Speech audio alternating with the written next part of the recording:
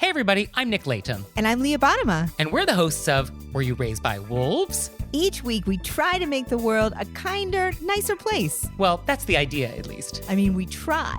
Have you ever wondered what to do if you're ghosted? Or what to do when a friend asks you to borrow money? Or the proper way to eat Cheetos? You know, the big questions. So please find Were You Raised by Wolves wherever you listen.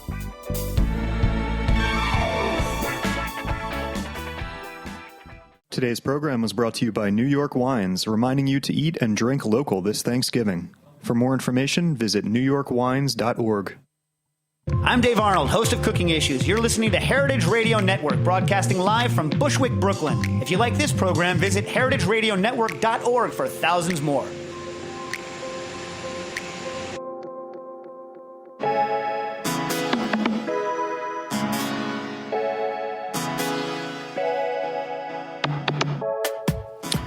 Good morning, Heritage Radio listeners. Today is Tuesday. It's raining here in Bushwick, and I'm here with Chef Rawlston from the Food Sermon. But first, I wanted to say a quick note about the election. So we're 1 week since, and we have a choice now. We have an obligation on how to respond.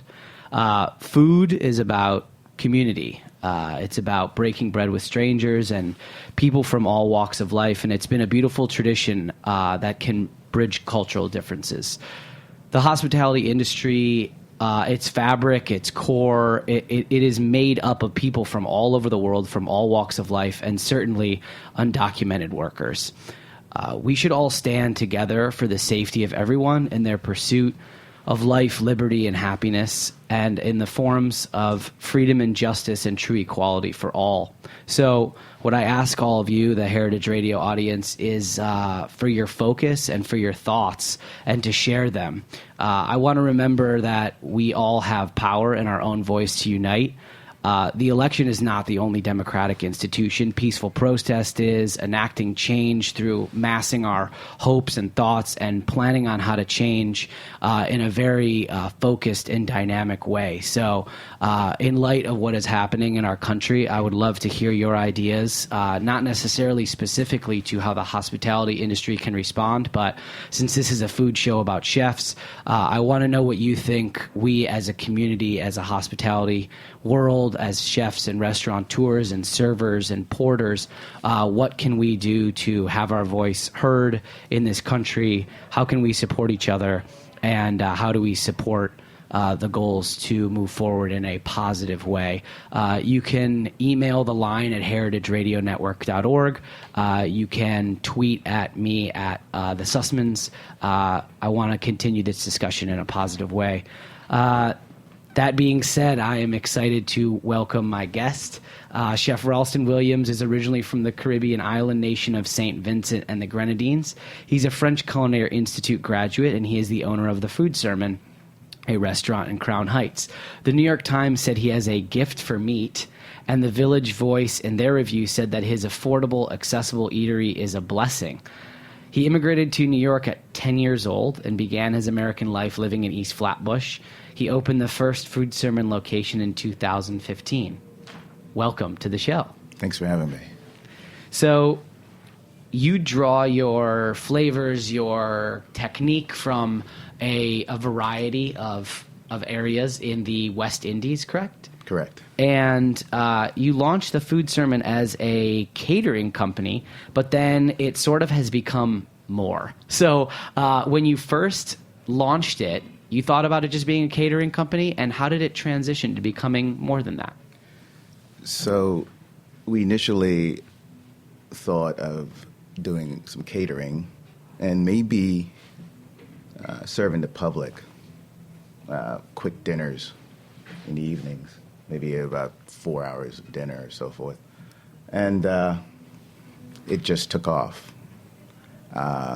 Initially, we planned on doing just catering. I thought maybe I'll do a few events, then I'll be able to goof off and go back to St. Vincent, hang out, come back to Brooklyn, do a few more events, goof off some more. And I never imagined. There are two things you don't imagine when you. Well, I did not when I started out. I did not imagine having a review, and I did not imagine the community actually latching onto it, and in some cases demanding more. So the community actually put pressure on you to actually achieve more and sort of exceed your original self-expectations? Right. I did not want a restaurant. Well, you got one. Right. I did not want a restaurant. Restaurant for me, initially, I thought, okay, ball and chain. I need to be there all the time. I don't want to be there all the time. But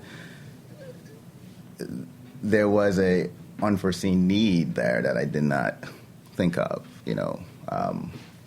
So individuals would come for dinner. They'll have it. They'll come back some more, which always amazed me because I kept thinking, you're actually coming back again to eat my food because, mind you, I'm not thinking restaurant. So I had certain hours, and when I'm not open at that time, I would get a knock on the door. My shutters are down. I'm doing catering. Knock, knock, knock. People. This one lady crawled under the shutters and was like, hey, why aren't you open? And so I was being held to a certain standard that if you're really going to come in our community and open up, you have to give us a certain level of service. And they were right. Yeah. So you have this sort of mantra, we believe in you. Yes. And you tweet it out, it's written in the restaurant, it has become sort of your rallying cry of the food sermon. Yeah. Can you talk a little bit about why you chose the name the food sermon, and also what does we believe in you mean? Okay. The food sermon comes from me studying to be a minister. I studied theology for several years in Huntsville, Alabama, and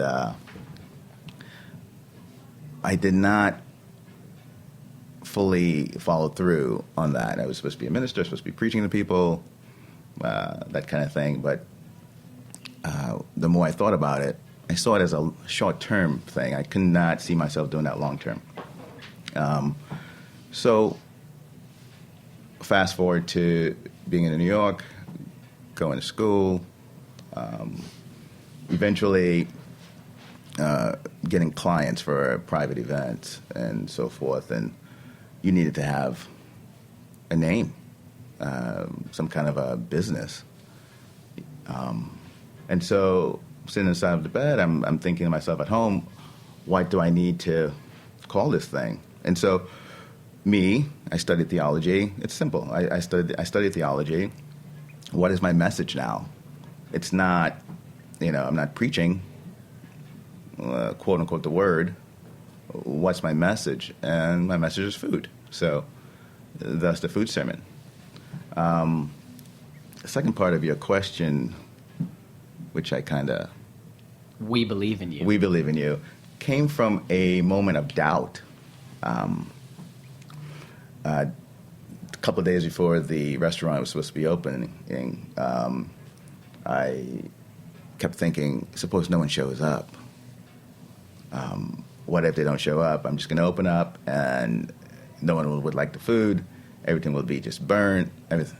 So I used to throw a lot of little dinner parties with my buddies. And so we had this a group chat. So I said, no one's going to show up. And this is at 5 a.m. And they, for some reason, they all responded. They're like, no, they're going to show up. And so from that, I drew the idea that they believed in me. But it also comes from the idea that the fact that I have invested time, money, effort into that space, that's me telling the community that I believe in them. I believe that whatever my blood, sweat, and tears, they're worthy of that. And when they come into the restaurant, imagine you work a whole full week, you bust your butt, you get paid. You have so many options. You can go a million different places to eat. But you come into my restaurant and you get some food. Once you order some food, for me, what you're saying to me is that I trust you. I trust you, and you're worthy. And in that case, in other words, you're saying that you believe in what I'm doing. They are believing that whatever I've done was done with integrity. It will do them no harm. And so when they come in, that's what they're saying to me. We believe in you. Yeah.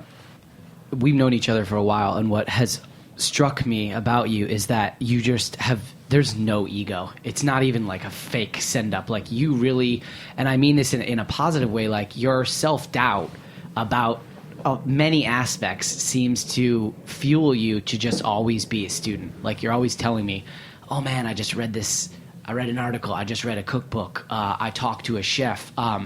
How much of being a student helped you? Because I know you went to FCI, but how much of being like a student of food and just of people, but also sort of having that self-doubt underneath the surface of that, how much of that has fueled your ability to succeed?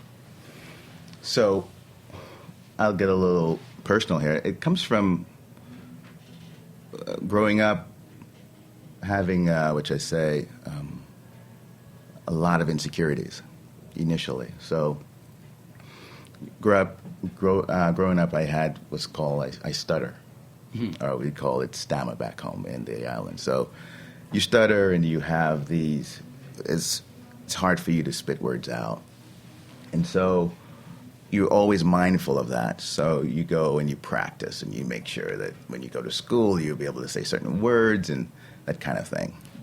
And because of that, I'm always aware and wanted to put the best foot forward.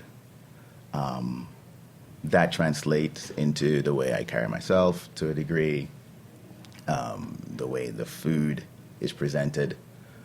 And the reason for that is that it's not about me. I don't want to make it about me. It's a very intimate process. So the more that I can learn, the best that I can do. I don't even think of, which I guess I'm not a good businessman, I don't even think about money, to be honest, which is not a good thing. I do have a balance there. I have my family members who kind of nudge me, but the idea of making sure that everyone is satisfied and things are done a proper way makes me always searching and seeking better ways. I've never arrived, and I'll probably never feel that way. There's two aspects of your restaurant that I believe kind of build on what you were just talking about. The first thing is the setup of the restaurant. For those listeners who have not been there, it really feels like we're entering your kitchen. The whole restaurant feels like one big kitchen, and I'm just sitting there kind of at the counter. It's sort of like a fun party where everyone, you go to a house party, everybody ends up in the kitchen. Why? Well, because that's where the ice is, and that's where the food is, and that there's usually a big island that you can converse around. And your spot feels like that. There's just there's a order counter, and then behind it, you get to see all the action. So that's kind of the first part. The second part is that you are a Seventh-day Adventist, and so you are closed on the weekends. Mm-hmm. So you've made a decision to be closed from sundown on Friday to Sunday morning. You open Sunday morning? Right. And so you've made a decision that is based on sort of inviting people into your restaurant, but it's so much the space is a pure reflection of yourself.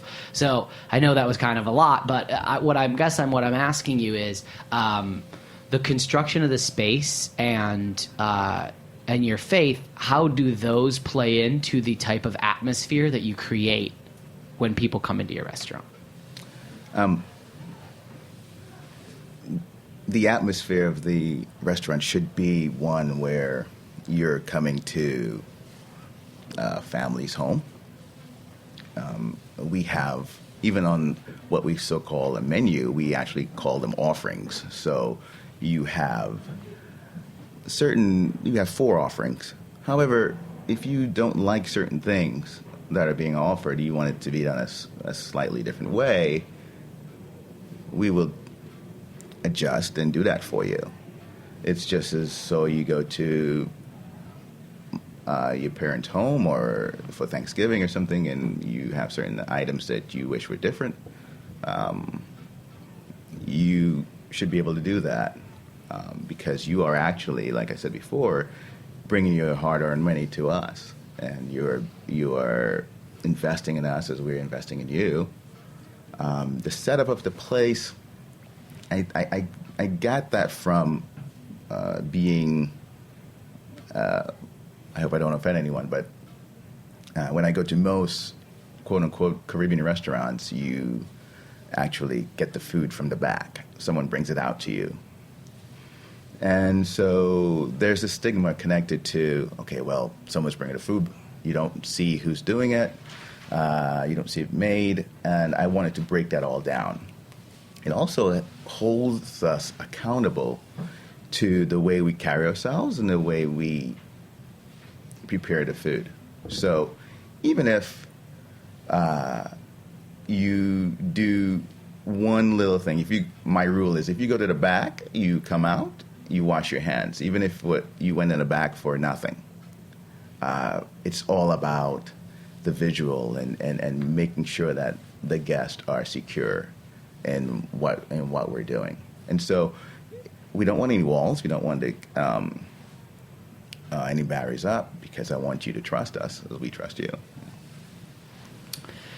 I want to talk about. So remember when I came to your restaurant. I was driving back from the Rockaways over the summer, right. And I came by and we talked outside for a while. Yeah. And you were telling me. I mean, you just alluded to the fact that you said earlier, I don't care about money. I should care about money. But you did tell me about a difficult actual business decision that you made when you made a change to the menu.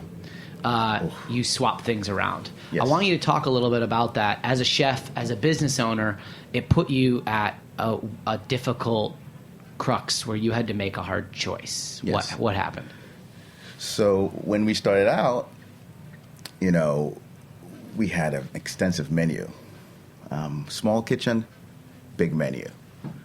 There are a few things, especially the fact that it's my first restaurant. I've never had a restaurant before. I have limited line experience by choice. So you don't calculate the movements. So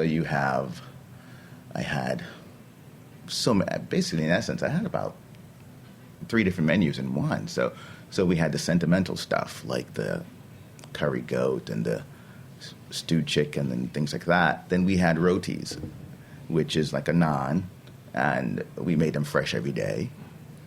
And then we call the stewed meats, we call those the usual suspects, which is what everyone expects when they go to a Caribbean restaurant.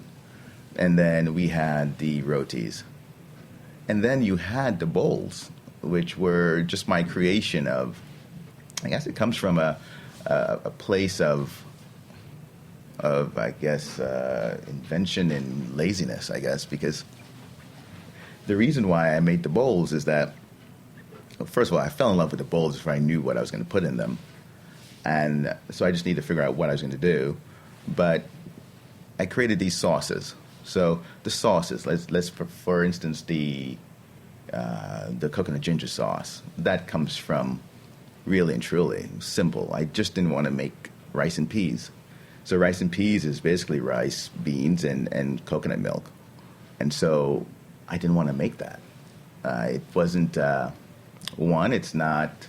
stereotypical when it comes to being a Caribbean restaurant. Everyone wants rice and peas. But where I'm from, we didn't grow up making it that way. We made it just made it totally different. So for me to have a middle ground, I created that sauce. Anyways, so we're making a lot of food. So we're spending even if we have a really great day, then we have to go out and get more food. Even if you have a great day across the board, in other words, you have to come back and buy. You're not buying 2 or 3 things. You have to buy 6, 7 things. So basically, you're not really making any money. I didn't realize that. I just thought, okay, well, we're busy, we're doing well. Finally, we crunched the numbers, and we realized that the bowls were really what was running the business. The sentimental stuff was taken away from what we were earning. Was it because labor on making certain items was really high, or was it because stocking it was labor, really high? Price point in reference to acquiring it. You know, the meats we use were goat, oxtails, that kind of thing. You know, you're getting halal stuff, high quality. Yeah, right. So the margins were not big. So what did you have to do? I just cut them out. So, I mean, so how did the menu evolve? Where does it stand now? So what got the axe? So everything that did not add to what we were doing in reference to the bottom line, I cut it. So imagine I get my numbers from my. There was a gentleman that was running, crunching numbers for me, and he gives me the news, and he says, you're going to have to either raise your prices this much, or you're not going to make any money. And I was like, why? I mean, my margins. So what I was doing was comparing myself to the neighborhood restaurants where they have oxtails for like $12 or that kind of thing, and so that's what I was pricing my.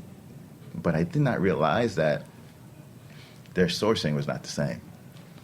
So anyways, once he gave me that news, it's for me, I have to do it. Either I do it now or I wouldn't get around to doing it. So I said, next week we're not making these things anymore. I literally cried because I knew that within my community there are people who... Yeah, how did the neighborhood react to that? Sort of you removed the usual suspects, the things that they always anticipate finding at a Caribbean restaurant. Those were the things that had to go. The things that the New York Times wrote about and things like that. So so one lady comes into the restaurant and she's looking for her, I think she's looking for goat. And she says to me, when she realizes no goat, which, mind you, was about 4 months before. So she comes in, which means she hasn't been in for 4 months, which proves my point. Anyways, so she comes in and she says, oh, you sold out. Oh, that's a extremely difficult thing to hear. You sold out. You sold out for them. So I was like, what do you mean? She says, oh, the New York Times wrote about your stuff, and you took it off the menu, and you sold out for them. And for them, she means, because my neighborhood is now, quote-unquote, gentrified, mm-hmm. She means I sold that for, quote-unquote, the white folk. Mm-hmm. And she caught me off guard. I mean, usually prepared for things like that, but when she said that, it kind of stunned me because it was the furthest thing from my mind. I literally closed the restaurant the next day. I told everyone, I was like, okay, let's go hang out. I always do this when we hit a rough spot. I said, let's go hang out, let's figure this out, because I can't believe she said that. So I kept thinking, does everyone feel that way? So once we hung out and we regrouped, we realized, no, let's stick to what we found out. And so it turns out now we are making money, the same. Let's say we make the same amount of money, but we're spending less. Mm-hmm. We're less overhead, things like that. Well, I don't want to shy away from what the things that we're touching on right now. Yeah. So I think there's a couple things that you've now touched on, which is a fast casual restaurant and the challenges that they face in pricing a menu. I've had basically everything at your restaurant. And I think if a waiter would bring it to me on a white tablecloth, I would easily pay $34 for it if we're in Manhattan. I don't think that anyone who's ever eaten at your restaurant is going to disagree. But people are going to still shy away from the idea that to sit on a stool and to eat high-quality food that's made to order. I mean, when they order salmon at your restaurant, you're back there cooking the salmon to order as anyone would in an upscale restaurant. Right.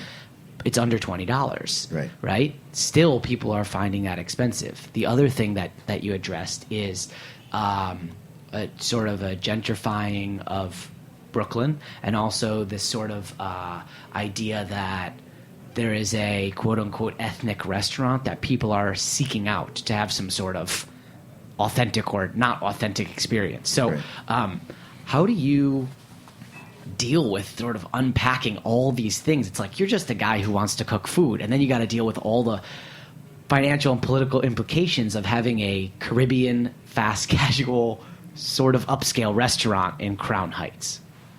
The way I deal with it, I just have to be myself. I cannot apologize for being me. So, yes, we're considered Caribbean, but I consider myself or consider the restaurant Caribbean-inspired, because for most Caribbean restaurants, they really hold on to tradition. See, this is how we made it back home. This is how we did things back then. And so that's their goal. For me, tradition is not my goal. It's actually my starting point. I grew up vegetarian. I didn't grow up eating meat. So that's to say, for that lady who said to me that I was selling out, actually, if you wanted to say I was selling out, selling out was actually making the meat to begin with, because I didn't grow up eating that kind of thing. I grew up strict vegetarian, vegan, if you wanted, before vegan was considered for me a word or what have you. But I really think of the food sermon as a story of my journey through my life with food. There's a lot of things in there that are not typical of a Caribbean restaurant, but the flavors are familiar, and I just make what I liked or what I wanted to have, you know? I'm here with Chef Rawlston Williams. He owns the Food Sermon, a Caribbean-inspired restaurant in Crown Heights. We're going to take a quick break, and then we'll be right back on Heritage Radio Network. Stay with us.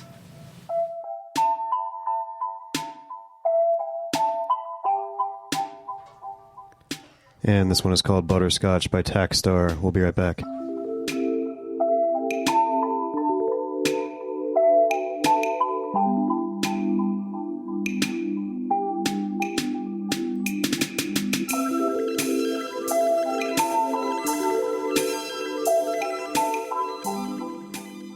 Thanksgiving is a great time to support New York farmers, including local wineries. Find great white wines, red wines, and rosés from Long Island, the Hudson River region, the Finger Lakes, and beyond at New York City wine shops and restaurants. This Thanksgiving, New York Wines is proud to partner with Fleischer's Craft Butchery, which supports local farmers raising heritage breed turkeys in New York State. With a healthy dose of ingenuity and a collaborative winemaking culture, the number of wineries in New York has grown exponentially over the last 10 years, as has the quality of the wines they produce. New York is a world-class wine region offering quality, variety, and value. The perfect trifecta for a bountiful Thanksgiving feast. For information on more than 400 New York wineries, please visit newyorkwines.org.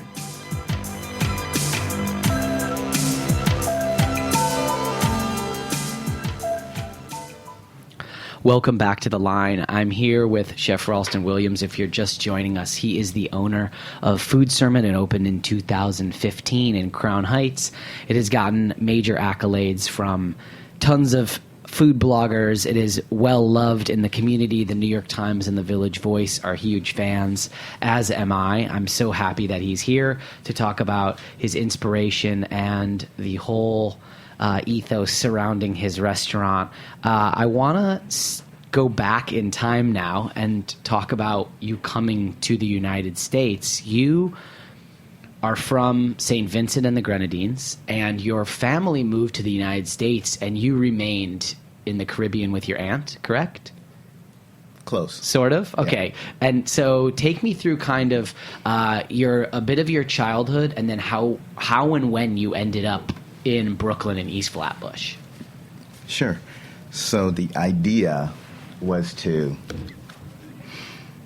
and this is common in my community, so my mom was coming to New York to meet my dad. My dad was here already. And so there was only one visa, which was hers. And so she left me with a family friend. Dad promised it would take a few months or so. And so she went ahead and with plans to send for me later on. And that took 7 years. Which were wonderful 7 years. So the lady that she left me with, her name is Gloria Farrell. She raised me in such a way. Imagine you have someone, or like you're taking care of someone's pet or something. You want to return them to the pet. You want to return them clean, well-behaved, no broken bones. So 7 years of that is what I had, of her protecting me, making sure that she was going to return to my mom a well-rounded human being. I think sometimes she probably went overboard, but overall, I think she did pretty well. So my childhood growing up was waking up early. We had goats, we had sheep, we had cows.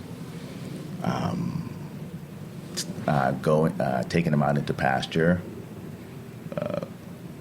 milking them, what we call scalding the milk, then I guess you call it here, pasteurizing it or something. Taking the cream off. That's why it always makes me laugh when I came to the States initially, and I'll go back to what I was saying, but there was all these cereal commercials about how it stayed crunchy in milk. And I said, okay, well, as soon as my cereal hits my milk, it gets soggy. And I always thought it was all a lie. I was like, they're lying. But I never knew, I've never had cold milk before. So in the States, cold milk was a thing. But for me, growing up, we always drank warm milk because we had to pasteurize it first, right? Anyway, so back to what I was saying. So I grew up as an active young man. We had mango trees. We had grapefruit trees. I had a neighbor who we lost. We lost last week. She was laid to rest this past Thursday. But she taught me so much. She taught me how to make butter and how to make chocolate and do so many different things. For me, back then, it was a chore, but now I look back on it, it was like there's little seeds and little ingredients being planted within me to do what I'm doing now. My aunt suffered from what's called rheumatoid arthritis, so she was often bedridden all the time. In the little house that we had, there were windows right above where the kitchen was, so she would be in her bed yelling down to me as a 5-6-year-old boy. And she would yell downstairs. She's like, okay, you ready? Go get 2 cups of flour. And I'll run back, get 2 cups of flour, put them in a bowl. Then I'll come back and say, okay, I've done that. Then she'll say, go get salt and get a little bit of pinch of sugar or what have you, coconut. And then I'll making dumplings or making the beginnings of bread. We had on Fridays what's called Sabbath meal, and sometimes she's not able to get out of bed because Friday is what we call preparation day. You prepare for the Sabbath. So you would prepare your clothing, prepare your food, so that on Sabbath you wouldn't have to do any of those things. So as a young man, there are many times where I would have to take care of that. And so that kind of shaped my way of living, character, that kind of thing. When you ended up moving here. You were 10 years old. Yes. What type of experience is that like to immigrate to the United States, be reunited with your family? Culture shock coming to Brooklyn? Were you prepared to be reunited with your family in any sort of mental or emotional way? I think the idea of reuniting with family or meeting my two brothers, which I've never met, because it's 7 years, life goes on. So within that time, my parents had 2 kids. But yes, first of all, when I came to the States, I expected to see horses and skyscrapers. The reason why is that I grew up watching a lot of Westerns. We only got television down there. We got TBS. So imagine in the 80s, all we got was TBS. So we got a lot of Brave games, which I never watched, and then a lot of Westerns like Roy Rogers and Wagon Train and those kind of things. And so I saw that, and then there was the Jeffersons, which I was never allowed to watch, but I can see the beginning theme, and you could see all the buildings. So I thought, okay, well, they have horses, and they ride their horses to the skyscrapers, and then, whatever. So when I came to the States, it was totally shocking to me. And then I met my family, and initially, I became a little homesick. Well, very homesick. I guess I was considered one of those. I would be considered strange because I would stay in my room and in the darkness and just think and imagine being back home. It was very hard to get acclimated to living in the States. Even I thought my mom had. Well, my brother at that time was about, he was very young. So he loved a lot of yogurt, I guess. So when the day after I landed, I tasted a yogurt, and I was like, wow, this is spoiled.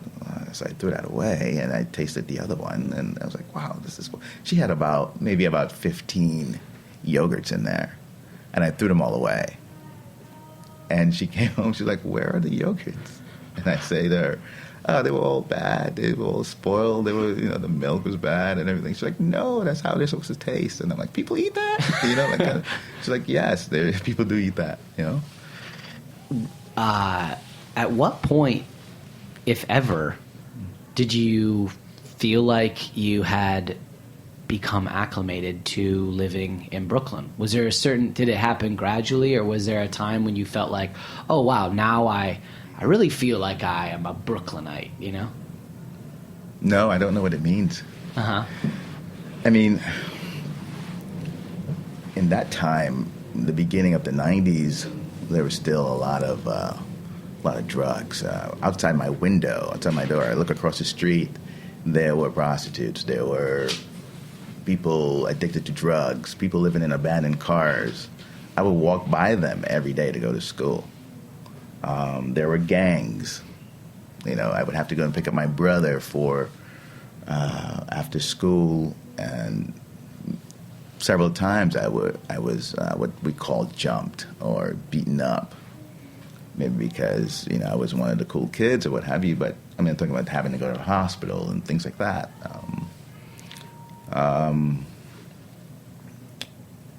That kind of experience made me miss home even more.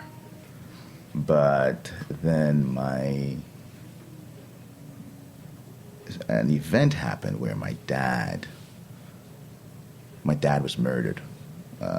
So I came to the States in September 29th, 1987. My dad was murdered September 24th, 1990.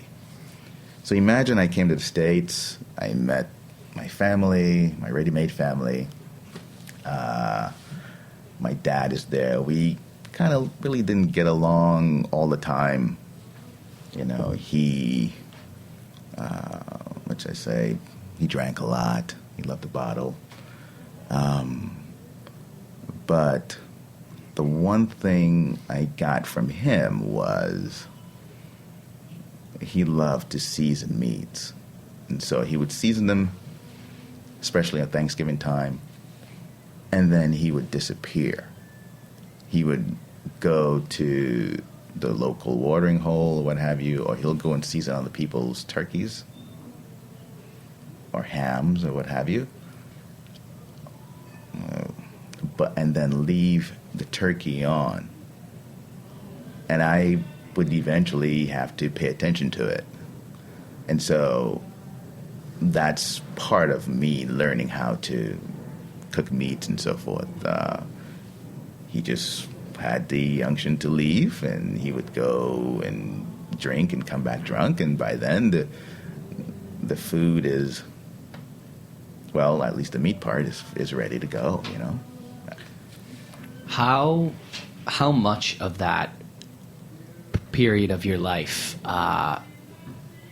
fuels what you do today? Is it still a major part of you that you think of every day, or do you feel like you've been able to sort of overcome what to me sounds like a very painful, challenging period of your life?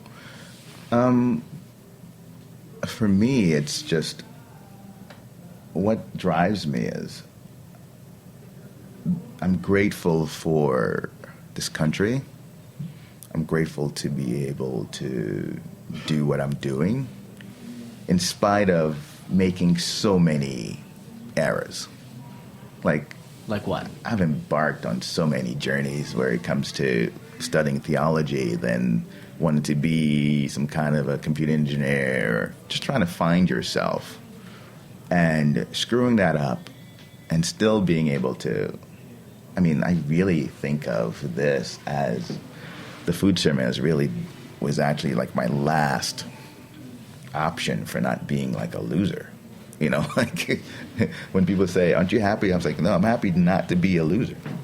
You know, to actually be able to leave some kind of a name behind where we've never had that. We've always been, I guess because of my dad's death, we've always been, I guess, cocooned.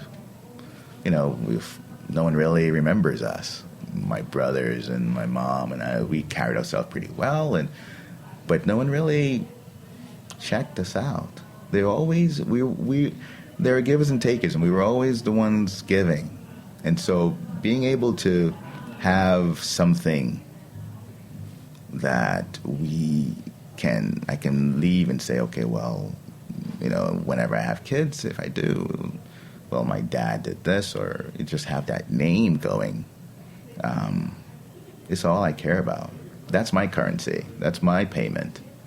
You know, I don't really ever like I said, I don't think of money. My saving grace is actually just cooking the food and having a decent name connected to something.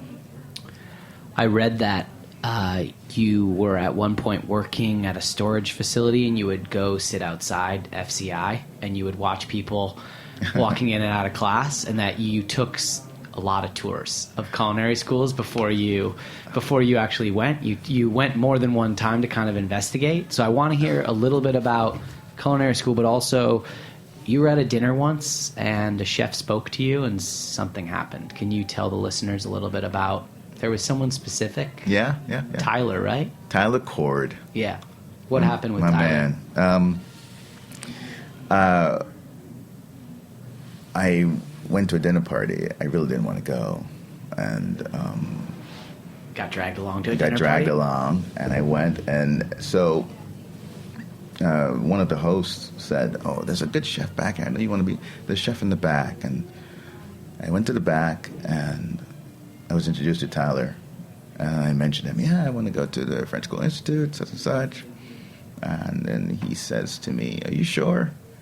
He's like, "Yeah." And then he's like, "Well, I was named Alumnus of the Year in 2009 or something like that." And I was like, "Oh, cool." And he's like, "Well, before you decide to go and spend all this money, come and hang out at my restaurant." Which was where? This was number 7 restaurant in Green. Mm-hmm. Come and hang out at my restaurant and just see if you like it or not. And I'm like, really?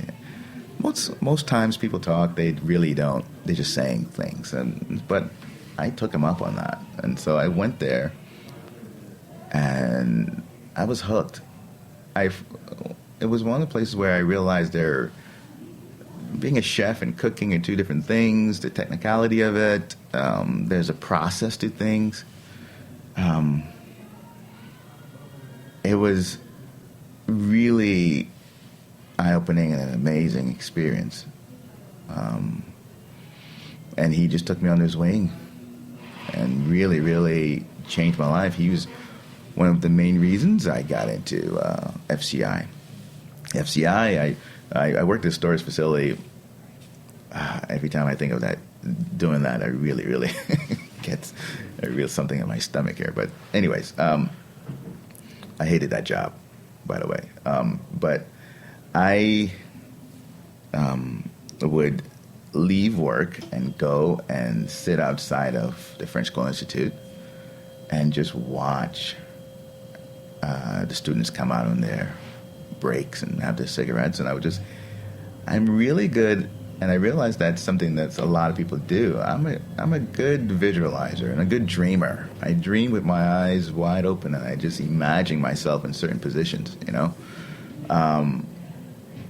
And then I scheduled several visits, knowing I would never be able to go. I couldn't afford it. So I would just go so I can get to see the inside of the building. I would just schedule these visits and take these tours.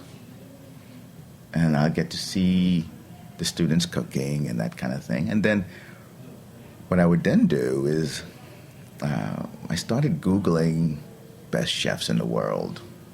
And then once I did that, then you have a list. You make a list. Then you see if they're on YouTube or if they have any interviews on NPR radio. Then after that, you'll figure out what books they've written, and then you'll just buy 1 or 2. Before I was able to buy any of the books, I would actually, I think, on some of these book sites, they will show you a little preview of the book. And so then I'll just zoom into that and try to read that, because I really didn't have any money. And just listen to a lot of interviews. So once I found out who started the French School Institute, Dorothy Hamilton, God bless her, she really inspired me. So she had something on, I think it was NPR or something, and she had a lot of interviews. Chef Story, I think, or. Yeah, here at Heritage. It was here? Mm-hmm. Oh, yeah. And I listened to all of those. And so I compiled my list from her, too. What attracted me to her as well is the fact that I read somewhere that she had a home in an island called Mustique. Mustique is one of the small islands of St. Vincent and the Grenadines. They make up the Grenadines. And so we had all that connection going on. And so that's what I knew. I didn't visit any more schools. I only visited the French School Institute. And I just went from there. Yeah. And here you are now with a restaurant in Crown Heights. Yeah.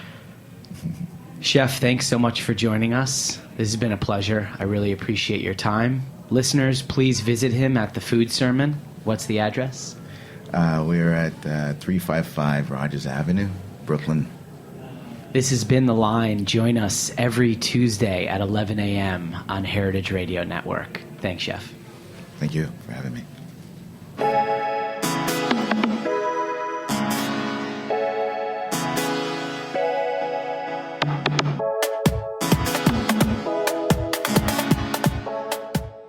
Thanks for listening to Heritage Radio Network, food radio supported by you.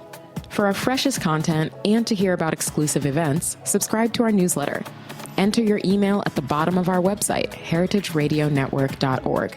Connect with us on Facebook, Instagram, and Twitter at heritage_radio. Heritage Radio Network is a nonprofit organization, driving conversations to make the world a better, fairer, more delicious place. And we couldn't do it without support from listeners like you. Want to be a part of the food world's most innovative community? Rate the shows you like, tell your friends, and please join our community by becoming a member. Just click on the beating heart at the top right of our homepage. Thanks for listening.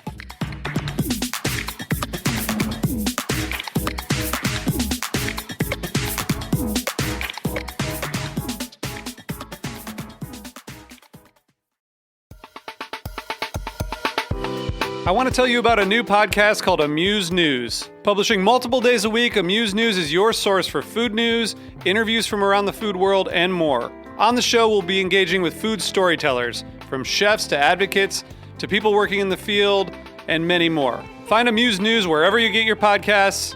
Amuse News is a destination for everyone who's looking for a new, insightful look into the world of food.